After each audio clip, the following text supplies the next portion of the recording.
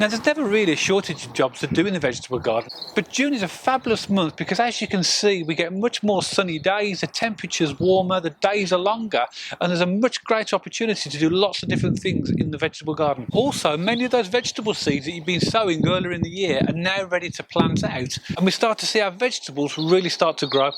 So that would tell us that June is another really busy month in the vegetable garden. So in this video I'm going to show you 10 things that I'll be doing in the month of June in my vegetable garden that should really help me provide a nice healthy crop of vegetables over the coming months.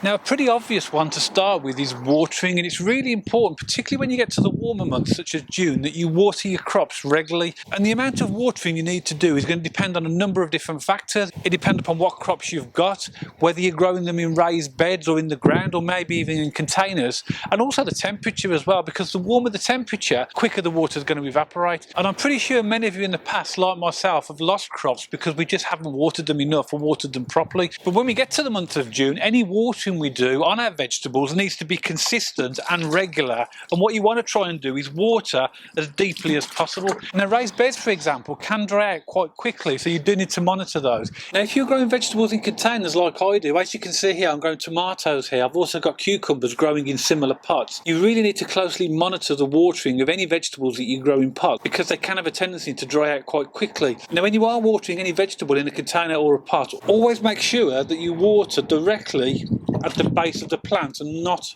over the foliage. What you want to do in containers is get that water to the roots as quickly as possible. Now you'll notice in my containers I have plastic water bottles that I put either side. That allows me to fill the water bottles up and the water will go directly to the roots. Now as you can see, these containers are outside and they'll stay out here permanently, but when we get those periods of weather, when we get prolonged warm temperatures, these will be watered twice a day, first thing in the morning and last thing of an evening. If you're growing your tomatoes or cucumbers or vegetables in a greenhouse or a polytunnel, you probably need to water those twice a day as well, because the water and the moisture in that environment will evaporate very quickly. So monitoring the level of moisture that your vegetables get, particularly in the month of June, starts to get really important. And it can make the difference between success or failure of your crops. Now most of our vegetables love the warm temperatures, but unfortunately so do weeds, and particularly when we get those days when we get rain interspersed within those warmer temperatures, the rate of growth of the weeds can be very prolific, so we need to keep on top of our weeding. Now this is arguably the least attractive job for the vegetable grower, but nevertheless it's one of the most important, and the reason is if we don't remove our weeds, all they're going to do is compete with our vegetables for all of those nutrients, and the outcome of that is going to be much smaller vegetables. Now in my experience, weeding is best done a little at a time, so rather than wait for it to become a massive job where you just let the weeds grow and then spend half a day or a day completely weeding, you're better off doing a little bit at a time. And also as well, if you get the weeds while they're small, in most cases they'll just pick out. But of course if you let weeds establish, they can put down some really deep roots and suddenly it becomes a really big job. So what I'll be doing from the month of June onwards is looking at my beds and picking out the weeds regularly. In raised beds like I have here, most of the weeds I'll just be able to hand pick out. In other traditional growing beds where you haven't got the raised beds, you might use a hoe, but if you are going to use a hoe, just be careful that you don't damage your vegetables. But as a job, whether we like it or not as vegetable growers, weeding is really important. This is another important job that you should be doing in the month of June. Now another really important job to look out for in June in the vegetable garden is feeding your plants. Now in June, plants will really start to establish themselves because of those warmer temperatures, and therefore it might be necessary to also feed them, and that's something you should look at in the month of June onwards. This is a tomato plant here, and here I have a cucumber plant. This has been in the pot around about 2 to 3 weeks. This I only put in the pot yesterday, and at the time of filming this video we're right at the end of May.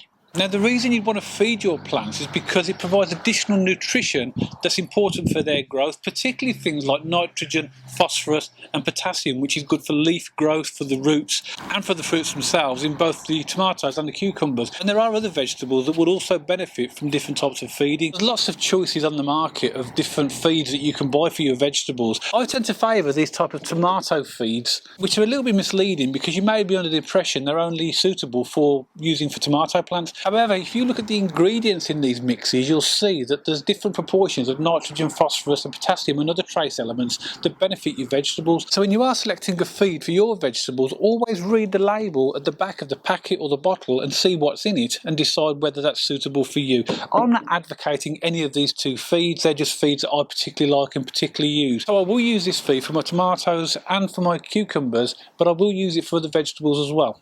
Now when you are feeding your vegetables, you have to feed them at the right time. So again, the instructions will help with that. So for example, with tomatoes, the recommended time to feed these is when you first start to see the flower trusses appear in the tomatoes. As you can see, I've got flower trusses on my tomatoes here, and I'll start to feed these now. To use these type of feeds, again, look very carefully at the instructions and it'll tell you exactly what the dilution is. These are often very concentrated mixes and they need to be mixed in the watering can at the right level of dilution. So therefore, if I take this mix here, it tells me on the back of the bottle that I need 15 millilitres for every 4.5 litres of water. As this takes roughly 10 litres, I'm going to need 2 capfuls of this. The bottle tells me that 1 capful is round about 15 millilitres. Therefore, I'm going to roughly need 2 capfuls in my watering can. When you are using these liquid feeds, always put the liquid feed in first in the watering can and then add your water, and that'll allow it to mix together really nicely by the time you come to water your vegetables. Now, just like I mentioned a few moments earlier when I was talking about watering, when I provide the feeds, because I'm growing these in pots or containers, I'll put the feed directly into these plastic bottles that I've inserted into the containers. And I'll roughly feed these about every 2 weeks. So feeding of your vegetables is something you might think about as a job for you to do in the month of June.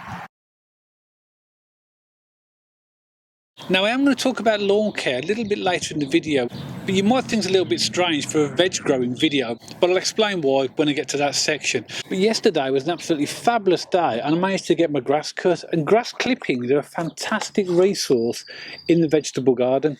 And another job that you might think about doing in June is something called mulching. And mulching is where you'll get your grass clippings and you'll sprinkle them around your vegetables on top of your soil or your compost. As you can see here, I'm doing it in a container where I'm growing potatoes, but you could do this in raised beds, or if you're growing in traditional beds, you can do it exactly the same way.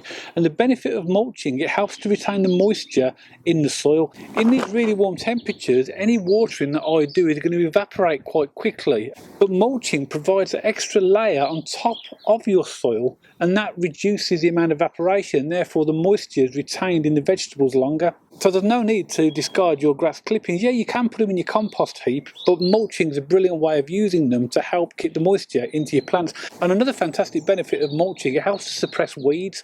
Because you're covering over the top of the soil, then that will significantly lower the amount of weeds that will grow. So mulching is absolutely a fantastic thing to do, and June is a brilliant month to do it.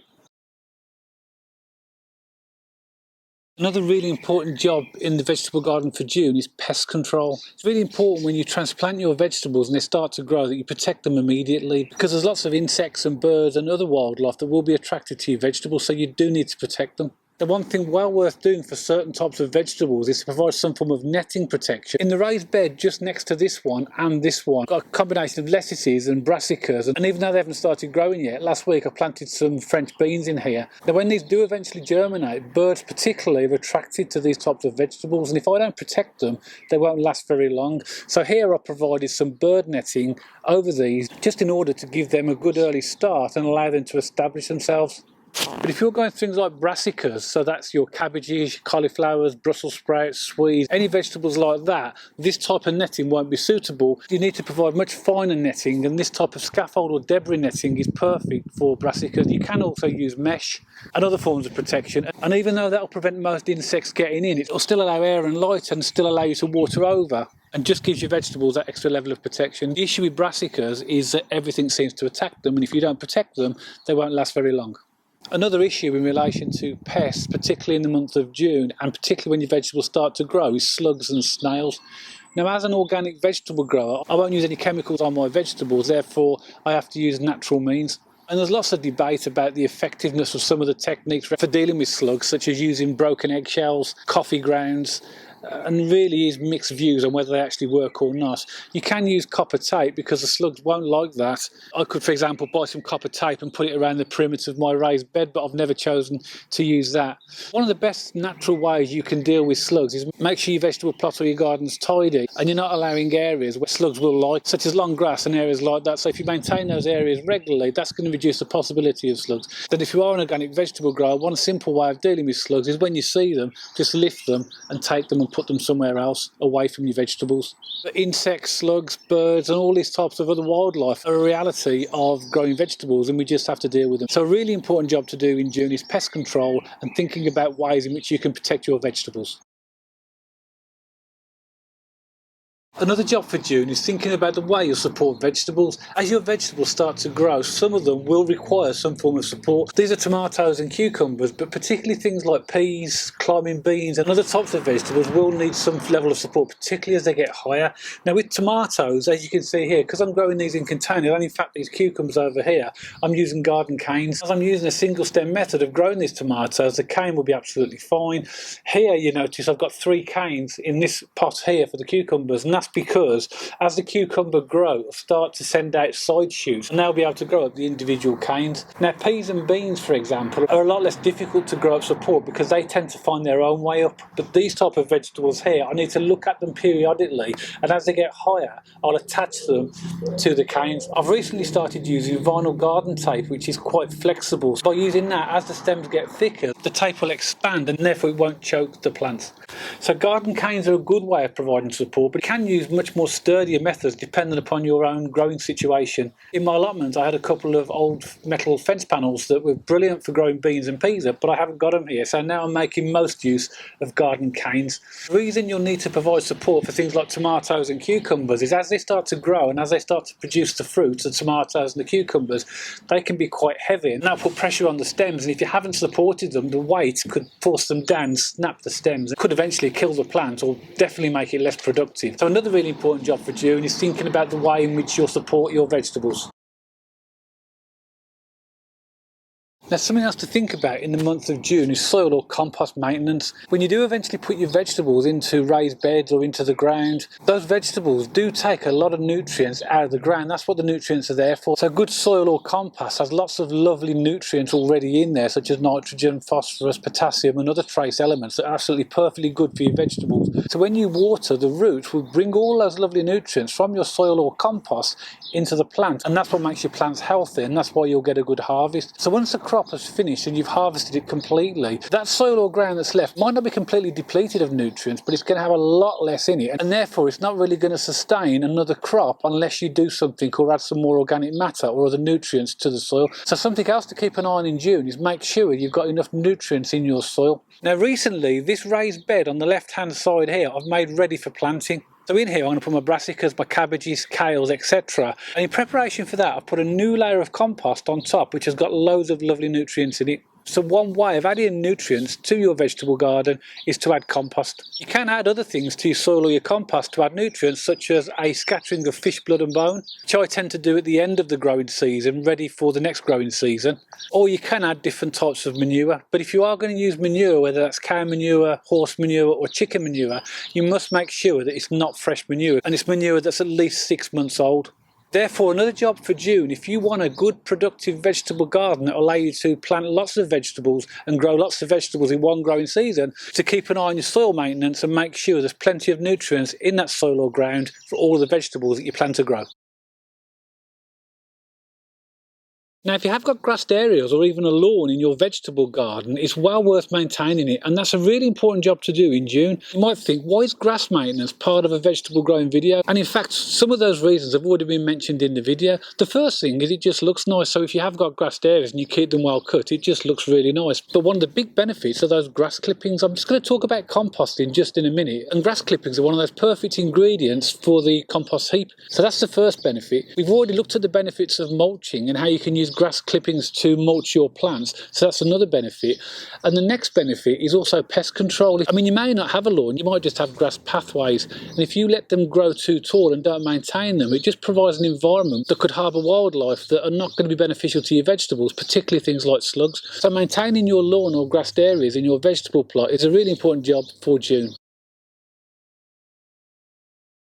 And now we come to one of my favourite parts of the garden, one of the things I most enjoy about vegetable growing, and that's making compost. And that's another really important job to do in the month of June.